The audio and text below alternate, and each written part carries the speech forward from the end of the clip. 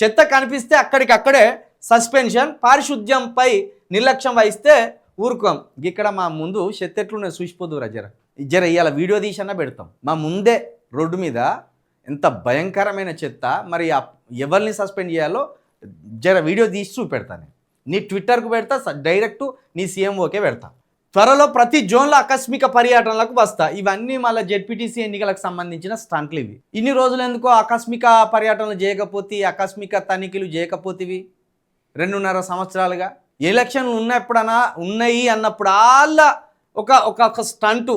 గతంలో కూడా ఐఏఎస్ ఆఫీసర్లు, ఐపీఎస్ ఆఫీసర్లు ఏసీ గదిలలో ఉండి టైంపాస్ చేయొద్దు, మీరు ఫీల్డ్లోకి వెళ్ళాలి అని చెప్పిండు. అది చెప్పి 6 నెలలు 7 నెలలు గడిచిపోతాను. ఒక ఐఏఎస్ ఆఫీసర్లు ఫీల్డ్కి వస్తలేరు, ఒక ఐపీఎస్ ఆఫీసర్ ఫీల్డ్కి వస్తలేడు. ఈ ముచ్చట్లు నువ్వు చెప్పి మర్చిపోతానో వాళ్ళు పట్టించుకుంటలేరు.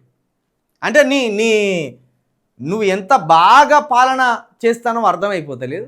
జంక్షన్లో స్మార్ట్ పోల్స్, ఏరియాలో స్కై వాక్స్ అంటే ఇది ఎవరు కట్టాలి? అసలు ఖజానే లేదంటాను కదా. ఖజానాలకి వెళ్ళి నువ్వు పైసలు ఇస్తే కదా వాళ్ళు స్కై వాకులు కట్టేది. కట్టుకోర్రి అంటే ఇళ్ళకి వెళ్ళి అప్పులు తీసుకొచ్చి వీళ్ళే కట్టమంటున్నావు ఏంది?